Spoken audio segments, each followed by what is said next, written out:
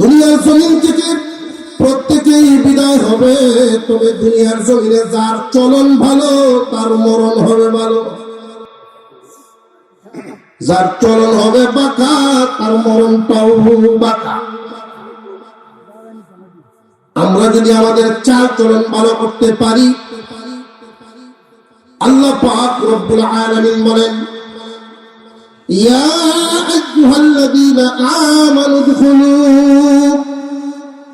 হে ঈমানওয়ালারা, ঈমানদারেরা প্রবেশ করো। কোথায় প্রবেশ করবো? ফিসসিলমি কাফা, পরিপূর্ণভাবে ইসলামের ভিতরে। বেশিরভাগই আমরা নামে মুমিন, পরিপূর্ণভাবে ইসলামের ভিতরে ঢুকি নাই। নামে মুমিন, এই জন্য আল্লাহ আমাদেরকে ডাক দিয়ে বলেন পরিপূর্ণভাবে ইসলামের ভিতরে ঢুকো। আমি একজন মুসলমান, আমার সব কিছুর মধ্যেই মুসলমানই থাকবে। আফসোস, আমি মুসলমান, আমার 3.5 হাত বডির মধ্যেই মুসলমানই নেই। আমি আমার কাপড় পরি, ইসলাম মানি না। আমার কাপড় পরার মধ্যে ইসলাম নাই, আমার চেহারা সাজানোর মধ্যে ইসলাম নাই। বরং আমার অন্তরেও ইসলামের মূল্য নাই। অন্তরেও যদি ইসলামের মূল্য থাকতো তাহলে দাড়িওয়ালারে মুন্সি করে ডাকতাম না। যে দাড়ি কাটে তারে সার করে সম্মান দিতাম না। আমার অন্তরে যদি ইসলাম থাকে তাহলে আল্লাহর রাসূলের এই দাড়ি যার চেহারা থাকবে সে আমার কাছ থেকে ইজ্জত পাবে। আমার অন্তরে যদি ইসলামের মূল্য থাকে তাহলে আল্লাহর পয়গম্বরের পোশাকের সাথে যার পোশাক মিল থাকবে সে আমার অন্তর থেকে মহব্বত পাবে। অন্তরে ইসলাম ঢুকাও, আল্লাহর পয়গম্বরের আদর্শ যেখানে থাকবে ওইখানেই তোমার মহব্বত থাকবে। আল্লাহ ডাক দিয়া বলেন ইসলামের ভিতরে পরিপূর্ণভাবে ঢুকিয়ে যাও। ইসলামের ভিতরে যদি পূর্ণভাবে ঢুকতে পারো তোমার মূল্য বাড়বে, তোমার মূল্য বাড়বে।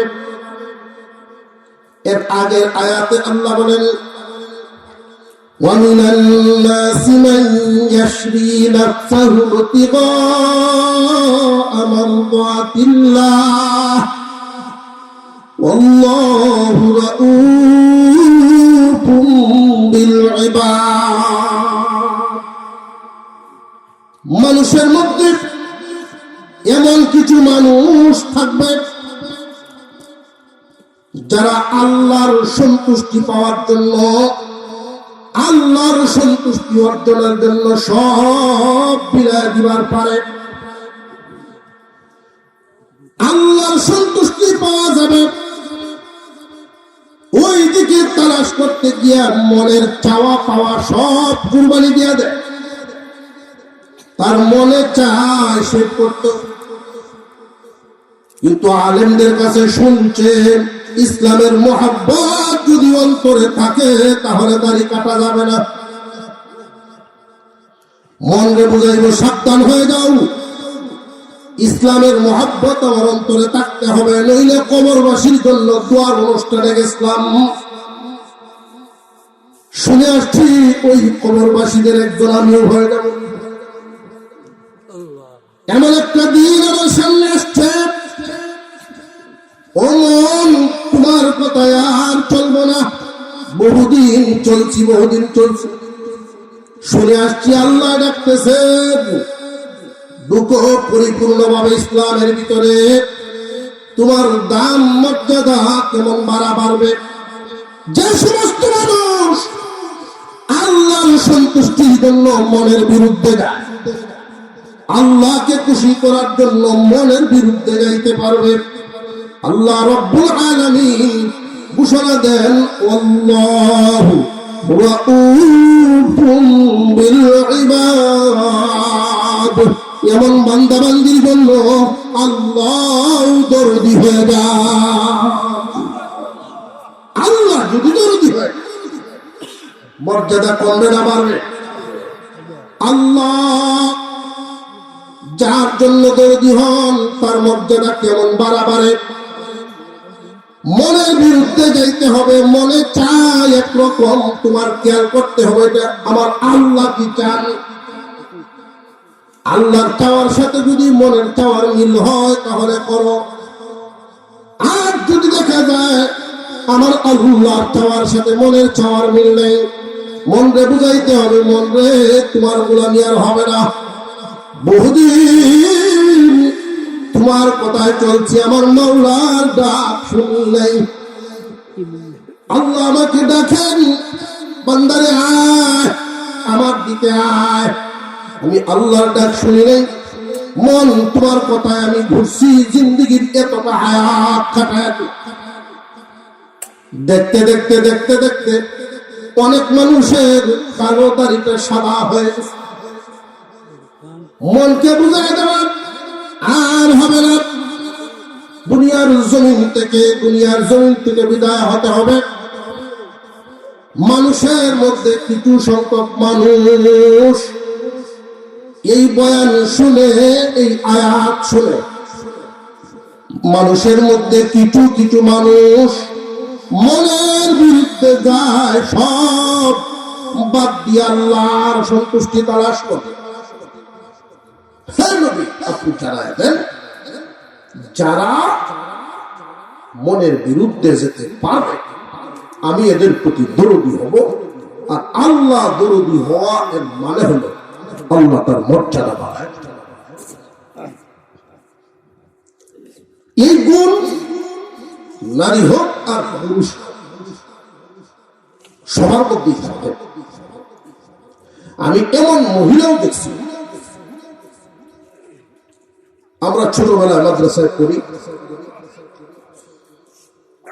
রাজনগরী হুজুর ছিলেন, হুজুরের বিবি আল্লাহওয়ালা। ওনার মনে চাইছে মাগুর মাছ খাই। এমন এক সময় মাগুর মাছ খাইব, দোয়া করছেন তাহাজ্জুদের সময়।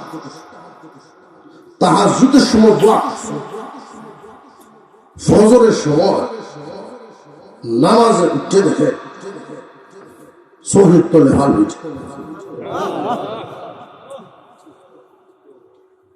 আল্লাহ মর্যাদা রিজিক পায়। রাজনগরী হুজুর ওনার এক ভক্তের বাড়িতে আছে। উনি বললেন ফোনা নাই, ফোনা ফোনা বুঝছেন না, শৌলের রূপ আল্লাহ ফোনা না, পুরা শীতকাল আউর ভাটকে বলছে এখন ফোনা কে ভাই। রিজিক দেওয়ার মালিক আল্লাহ, বদমাইশ তুই জানলে যা আগে আশা চাই, কারণ হের তাওয়াক্কুল হইল মালিক আর আল্লাহ উপরে তাওয়াক্কুল হুজুর। যিনি আল্লাহর উপর তাওয়াক্কুল করে আল্লাহ সেই অনুযায়ী তার জন্য ব্যবস্থা করে। জাল লইয়া গিয়া দেখে একটা বাগানের তলাক ফানি চিপচিপার নেই, ব্যাংকটা হাই কোটি ফোনা তার বোতল বেন এই নিয়ে তাহারা সত্যি গিয়া দেখে পনাবাস ঠেলাতে নিয়ে আইসে। আজি উনি নিজে যে আসতেছেন নিজেই অবিশ্বাস, এটা কিভাবে আল্লাহ মারে নিতে পারে। রামচের দস্তরখান বিছাইছেন, এরপরে হুজুরের লেম্বু আনছিলে, বিস্কুট খাওয়ানোর তো টাইম আছে, আল্লাহ কবুল করুন, খাওয়ানোর তো সময় আছে। হুজুর বললেন লেম্বু আনছিস না? হুজুর তো বাজারও গেছি না, আর লেবু গাছ যেটা আছি লেম্বু থাকবো দূরের কথা, মাথায় লেগে গেছে একটা ঝুপড়ির মধ্যে আছে। তুই কি যা তুই গিয়ে দেয় খুঁজে দেখ, সত্যি গিয়া দেখে ঝুপড়ির ভিতরে বাচ্চা রয়েছে। সে আশ্চর্য হয়ে কান্না শুরু করছে, হুজুর জীবনের চলার পেরেশানি তো শেষ হয়। হুজুর বললেন মনের বিরুদ্ধে, মনের গোলামি বাদ করছে। আল্লাহর গোলাম, মনের গোলামি বাদ দে, আল্লাহর গোলাম। মর্যাদা বাড়ায় দিবেন কে? আল্লাহ। দামি মানুষ হয়ে কবরে যাও। আমি খুতবার শুরুতে একটা হাদিস তেলাওয়াত করেছি। দুনিয়াদারি তো করতেই আছে, এই দুনিয়ার জমিন থেকে বিদায় হব, কবরবাসী হব।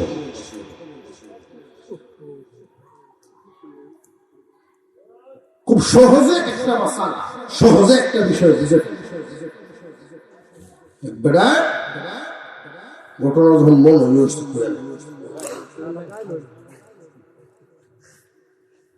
ফারাদ বিয়া করছে, এক পাড়া ছেলের বাড়ি, আরেক পাড়া বিয়া করছে, একই গ্রাম। বউ করে কি গণ গণ লাগে মনে করে। ফারাদ যখন বাড়ি সোহালে খায়া ভান্ডা মুখ দিয়া এটি পায় না। এই অবস্থা না করছে কয়েক না হবে না। আরেকদিন গুসার সুরে এমনই একটা কওয়া হয়েছে, তুই যদি আরেকবার আমার অনুমতি ছাড়া বাপের বাড়ি চাস, 3 তালাক। আমার অনুমতি ছাড়া যদি বাপের বাড়ি চাস, 3 তালাক।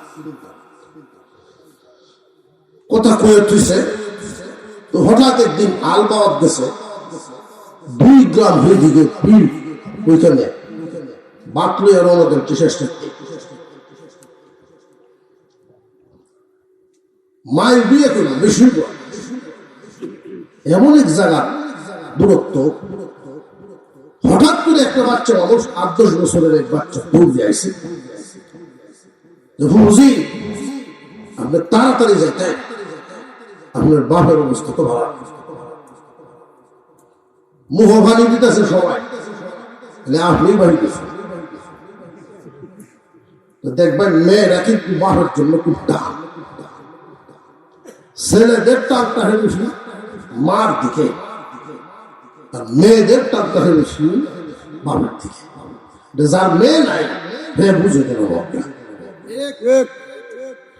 একটা মেয়ে থাকলে মার মতো হয়। মেয়ে এমন জানে না, বুঝে না যারা, এরা সেজে গেলে বুঝে আছে না কিছু। স্যার হইলে খুব খুশি, আল্লাহর মাল ভুতুছে, আল্লাহর মাল ভুতুছে। আর সেজে গেলে মুখটা ভুত হয়েছে, বুঝ গড়লে কি তার এই বাচ্চা কাটতে হয়েছে। হ্যাঁ অবশ্যই অবশ্যই সেই দিচ্ছে, এইটা তো কার মাল আল্লাহ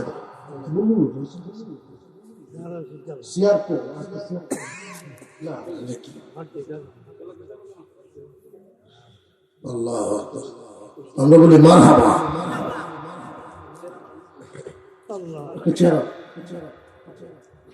আল্লাহ কবুল করেন, বলুন আমিন।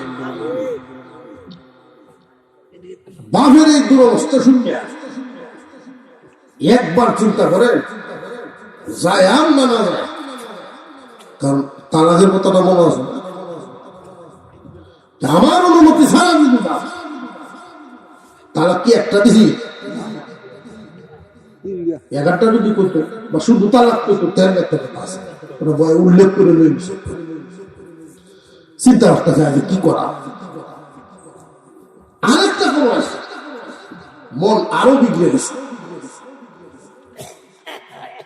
তৃতীয়বার যখন খবরটা এসে তখন আর সহ্য না করতে পেরে মেয়ে চলেই গেছে।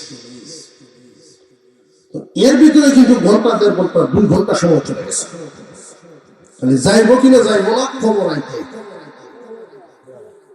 যখন বাপের বাড়ির কাছে আর 2-3টা হিসাব আসছে, এই পর্যন্ত হয়ে গেছে, তখন সংবাদ শুনছে বাপ পিতা জ্ঞান হয়েছে। তখন কি আর মেয়ের এই উষ আছে, কান্নাকাটি করতেছে, জানাজা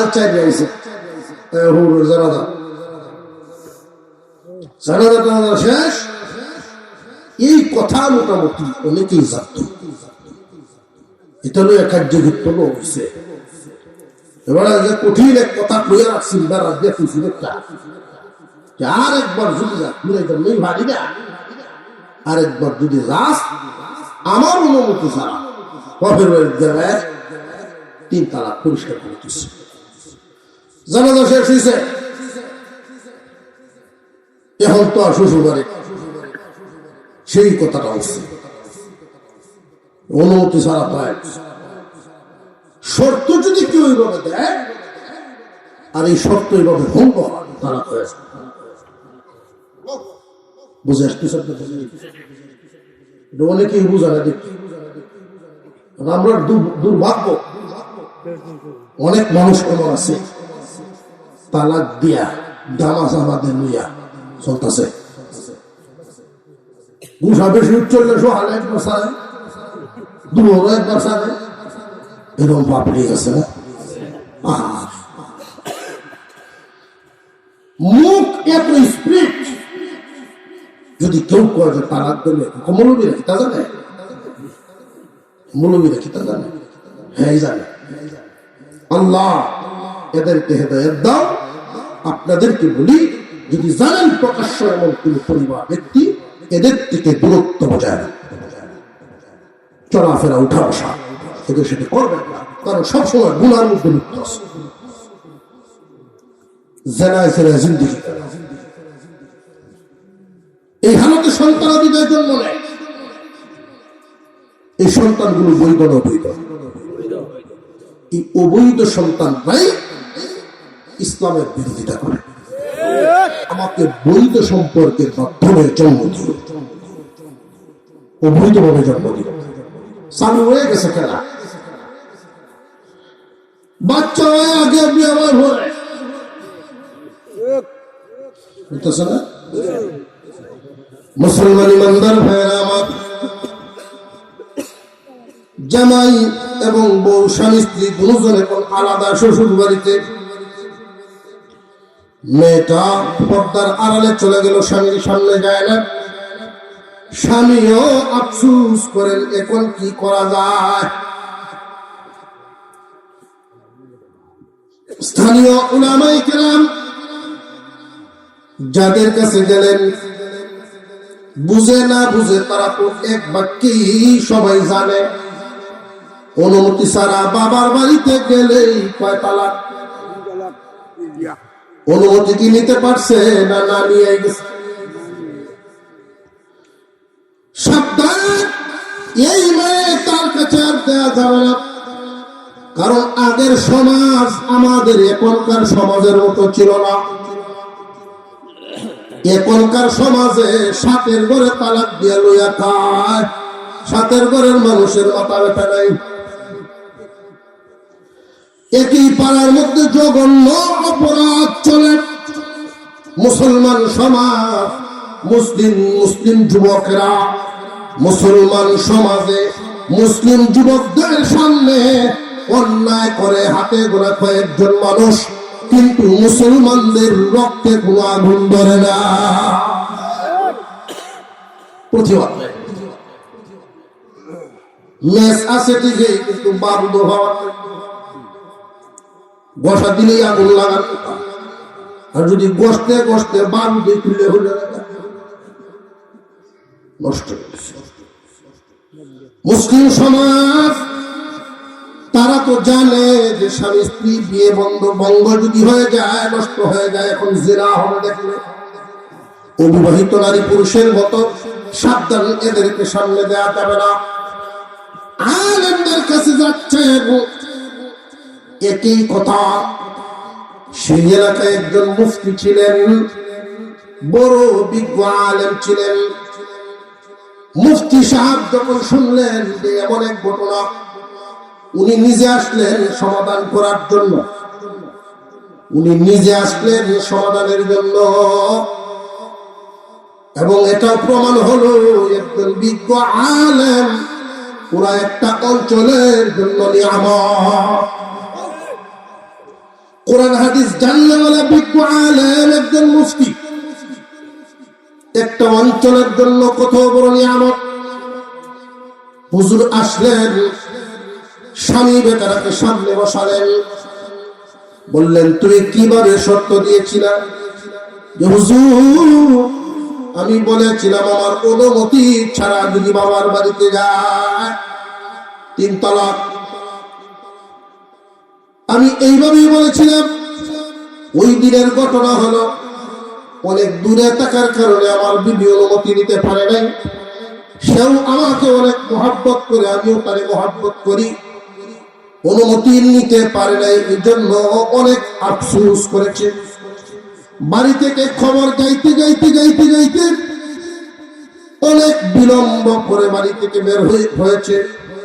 যদি মহব্বত আমার প্রতি নাই থাকতো তাহলে প্রথম খবরেই বিদায় হয়ে যেত। স্বামীর প্রতি একজন স্ত্রীর কতটুকু মূল্যায়ন, ওই যে কথাটা দিয়ে রাখছে, রাগে বলুক আর হেসেই বলুক, স্বামীর কথাটাকে বিরাট বড় একটা দিয়াল হিসেবে সামনে দাঁড় করায় রাখছে। একদিকে বাবার শেষ মুহূর্ত মুখে পানি দেওয়া, আরেকদিকে স্বামীর সংসার। দুইটার মাঝামাঝি ভাবতে ভাবতে ভাবতে ভাবতে এই সময়টা পার হয়ে গেছে। শেষ পর্যন্ত নিরুপায় হয়ে মহিলা স্বামীর বাড়ি ছেড়েই বাবার দিকে রওনা দিছে। কিন্তু দুর্ভাগ্যবশত পৌঁছার আগেই বাবা বিদায় হয়ে গেছেন। বাবা কেউ গিয়া জিন্দা পাইল না। মেয়েটার স্বামীর বাড়িও গেল, বাবার শেষ মুহূর্তের দেখাটাও গেল। মুফতি সাহেব বলেন, চিন্তার কোনো কারণ নাই, মেয়ের উপরে আল্লাহর রহমত আছে। কারণ স্বামীর প্রতি মহব্বত থাকার কারণে মেয়েটা তালাক থেকে বেঁচে গেছে। কেমনে স্বামীকে ভালো বেশি বাসলে কি তালাক দিলেও তালাক হয় না? বিষয়টা কি এমন? বিবি যদি স্বামীকে বেশি ভালোবাসে, ডেলি আই লাভ ইউ 100 বার, এই জায়গায় যদি তালাক দেয়, তালাক পড়তো না। বিষয়টা এমন। মুফতি সাহেব বুঝাইলেন, প্রথম খবরে যদি চলে আসতো স্বামীর প্রতি ভালোবাসা না থাকতো, তাহলে বাবাকে আইসা জিন্দা পাইতো, তার উপরে তালাক পতিত হয়ে যেত। যেহেতু স্বামীর অপেক্ষায় স্বামীর কাজে দেরি হওয়াতে বাবার মৃত্যুটাও কাছাকাছি এসে গেছে। বাবা মরে যাওয়ার পরে সে আসছে, এই যে দেরিটা তার হইতো না। স্বামীর প্রতি টান যদি না থাকতো, দেরি জিন্দাই পাইতো। টান থাকার কারণে দেরি হয়েছে। শেষ পর্যন্ত ধৈর্যের বাঁধ ভেঙে গেছে। দেরি করে আসার কারণে বাবাকে এসে মুর্দা পাইছে। স্বামীর যেই শর্ত ছিল, আমার অনুমতি ছাড়া বাবার বাড়িতে গেলে 3 তালাক। মহিলা আসছে ঠিক, কিন্তু বাবার বাড়িতে না, ভাইয়ের বাড়িতে এসে। কথা বুঝে আসছে না? কথা বুঝে আসছে রে? ভাইয়ের বাড়ি এবং নিজের অংশ। আমার অনুমতি ছাড়া যদি বাবার বাড়িতে যায় তাহলে 3 তালাক। আমার বিবি যদিও আমার অনুমতি ছাড়া আমার ঘর থেকে বেরিয়েছে, কিন্তু বাবার বাড়িতে তো যায় নাই, নিজের বাড়ি। বাবার ইন্তেকাল হওয়ার সাথে সাথে এই সম্পদের মালিক ভাইয়ারা এবং তার নিজেরও তো অংশ। স্বামীর প্রতি মহাব্বতে মানুষের মর্যাদা বাড়ে। আল্লাহর পয়গম্বর সাল্লাল্লাহু আলাইহি ওয়াসাল্লাম বলেন, কোন নারী যদি মাথায় কাপড় দিয়া স্বামীর ঘর ঝাড়ু দেয়, মাথার কাপড় দিয়ে স্বামীর ঘর ঝাড়ু দেয়, এমন হালাত স্বামী তার স্ত্রীর প্রতি খুশি আচার আচরণে। এমন একজন বিবি মাথায় কাপড় দিয়ে যদি শুধু ঘর ঝাড়ু দেয়, মহিলা গো, কাবা ঘর ঝাড়ু দেওয়ার সব তোমার আমল নয়।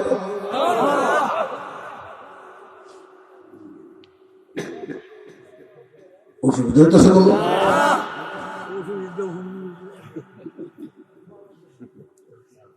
কিন্তু মহিলা মা বোনরা অনেকে না বুঝার কারণে স্বামীর মর্যাদা দিতে পারে না, স্বামীকে সবসময় আসামি বলে, স্বামীর সাথে আসামির মতো আচরণ। বুঝেন নাই? স্বামীর সাথে আসামির মতো আচরণ কেমনে? বাহির থেকে করে আসছে,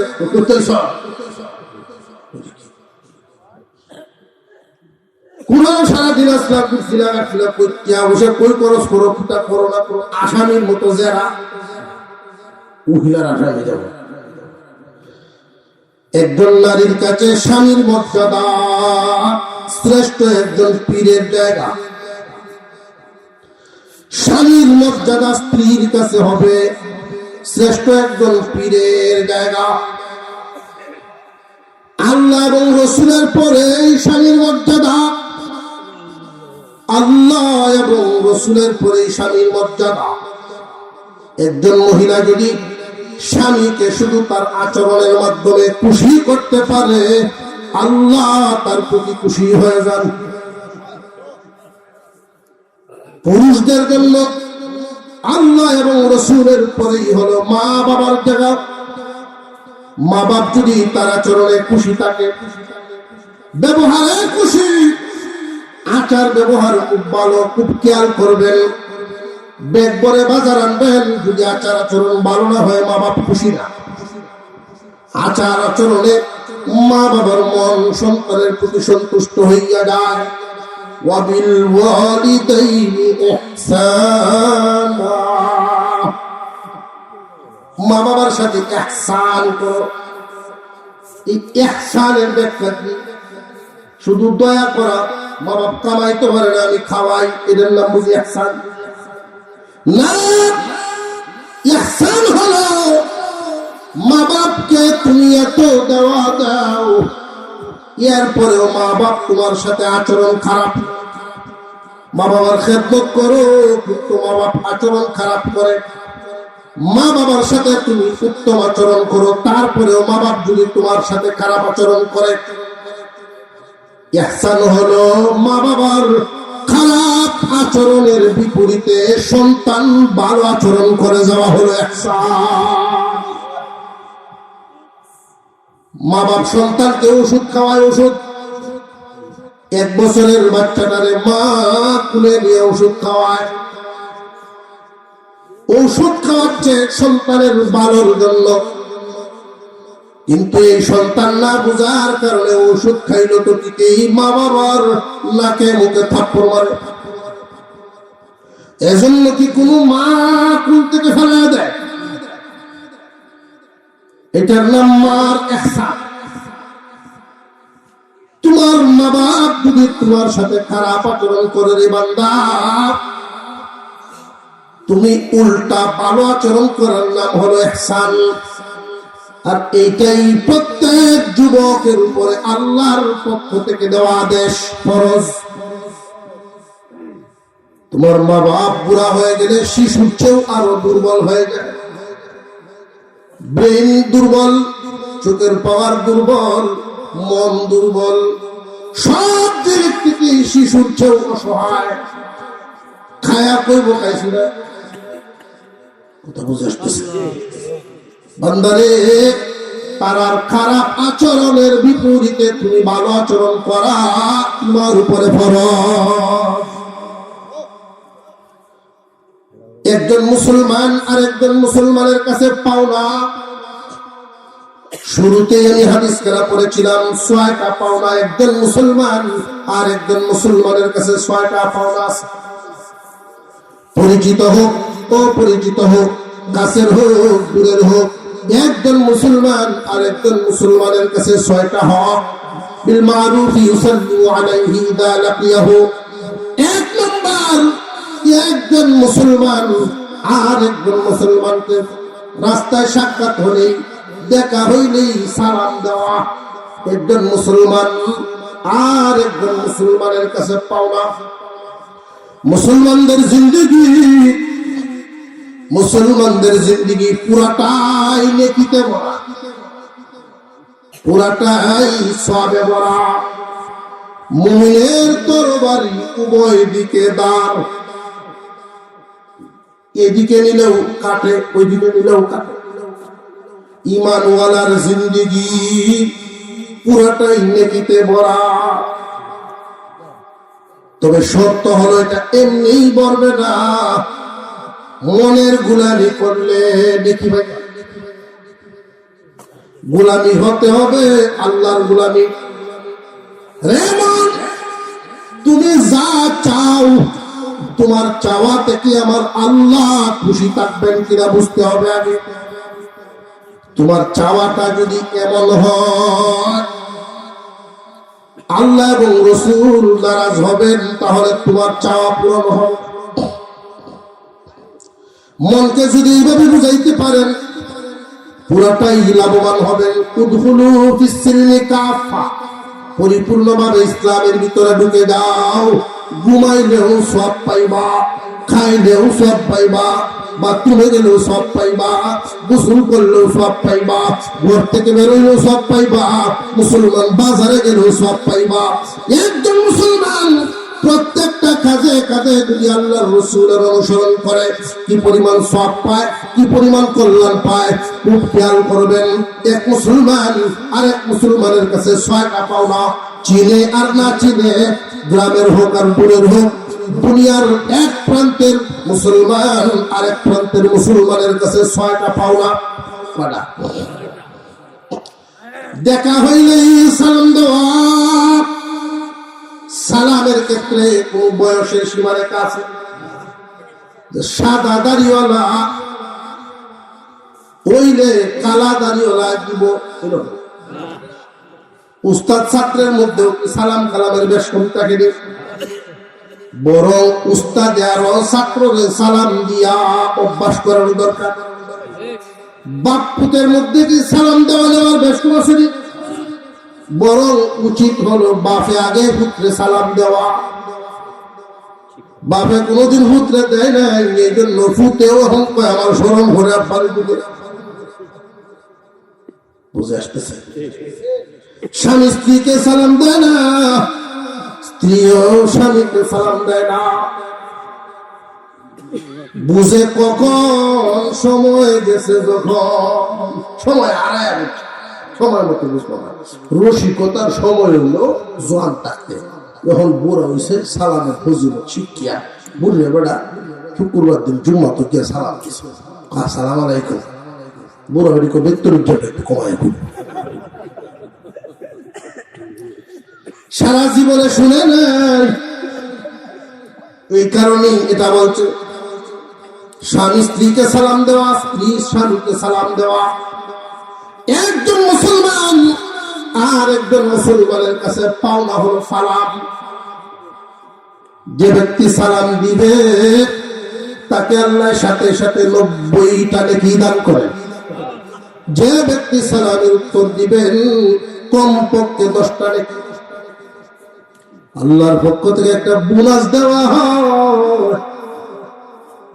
আল্লাহ কুদরতি ভাবে তার অন্তরকে অহংকার মুক্ত করেন। যে ব্যক্তি বেশি বেশি সালাম দিবে, আগে আগে সালাম দিবে,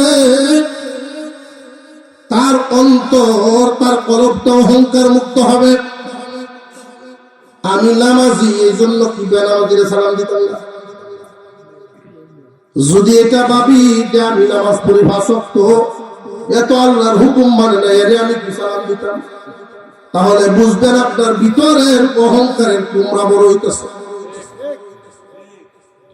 মুসলমান ইমানদার ভাই আমার, একজন মুসলমান আর একজন মুসলমানকে সালাম দিবে, কেউ যদি এই নিয়ত করেন দৈনিক আমি কমপক্ষে 20টা সালাম না দিয়া ঘুমাইতাম, দিনের ভিতরে কমপক্ষে 20 বার সালামের আমলের নিয়ত যদি কেউ করে, এই দিনে অথবা রাতেই যদি লোকটা মারা যায়, আল্লাহ রাব্বুল আলামিন তার শহীদের সওয়াব দিয়ে উঠাইবে।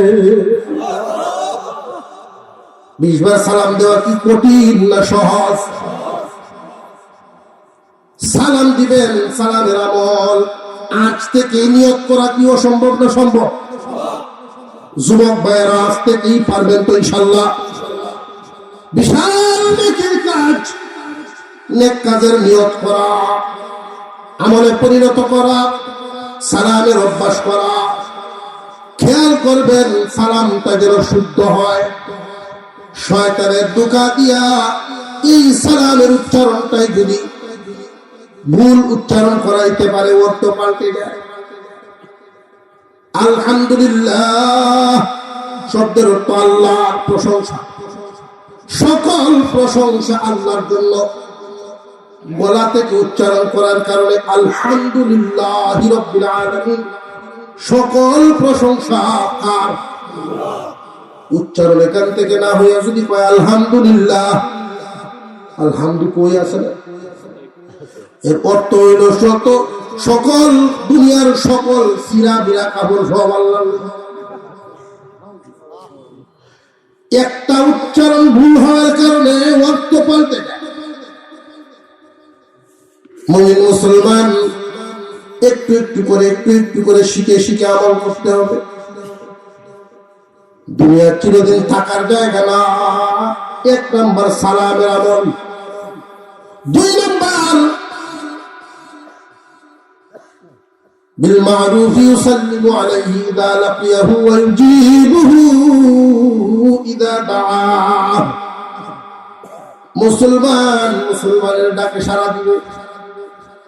এই ডাকটা সামান্য সহযোগিতার ডাক হইতে পারে, বড় ধরনের পর্যায়ে হাসানের ডাক হইতে পারে।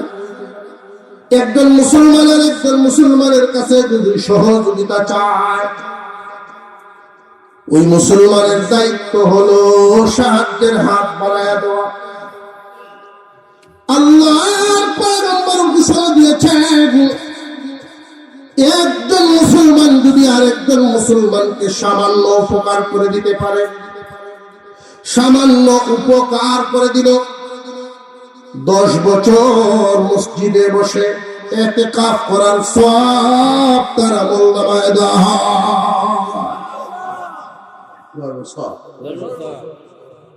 আল্লাহ রাসূলের সাহাবী আবু যর গফারী রাদিয়াল্লাহু তাআলা আনহু মসজিদে নববীতে বসছেন, নফল ইতিকাফ করবেন 3 দিনের।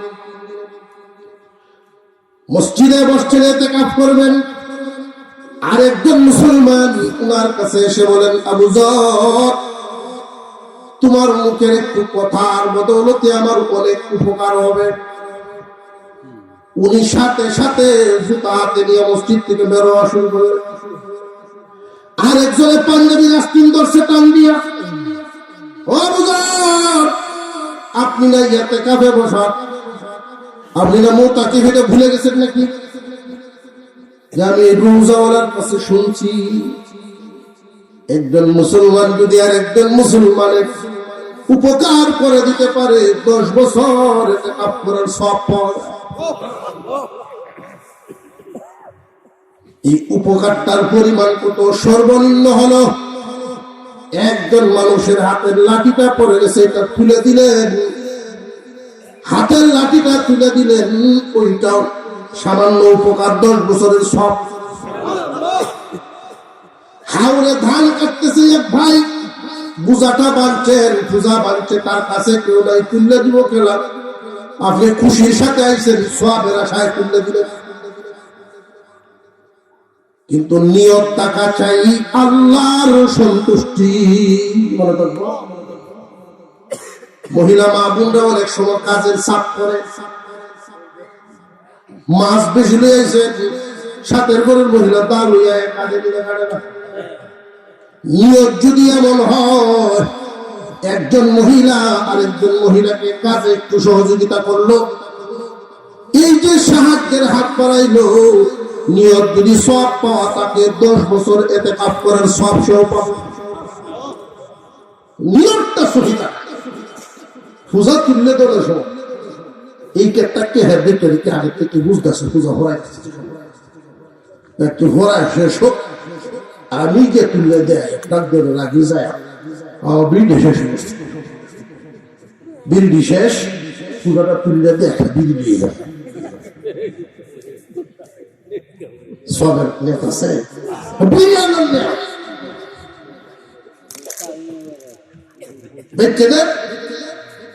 আজকে আমি মাছটি কাটতে দিয়া কাল রয়ে গিয়ে যাতে আমার চুলটা তেলটা দেয় বিলি দেওয়া নিয়ম।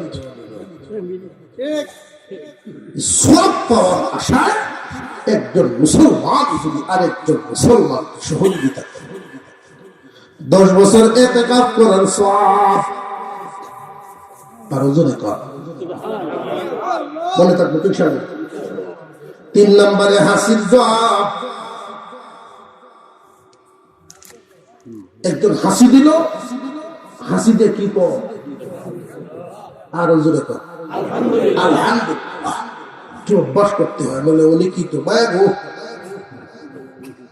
কর। এই আলহামদুলিল্লাহ যদি আপনি শুনেন, এটার জবাবে করতে হয় 4 নম্বর, কোন মুসলমান যদি অসুস্থ হয় তার সেবা করা। মুসলমানের সেবা আপনি তার কাছে গিয়ে ভালো মন্দ 2-4টা কথা জিজ্ঞাসা করে সেবা। এই প্রথাটা আগে ছিল, কেউ যদি অসুস্থ হয়ে বিস্তার করে গেছে, এক পাড়ার মানুষ আরেক পাড়ার গেছে, কি গো কই যাও, কষ্ট করে যাইতেছে, দেখা যায় একটা শুনছি অমুক অসুখ, একটু দেখে আই। রুগী দেখার সওয়াব, রুগী দেখার সওয়াব। জান্নাতে একটা ভালো আখলাক তৈরি হয়।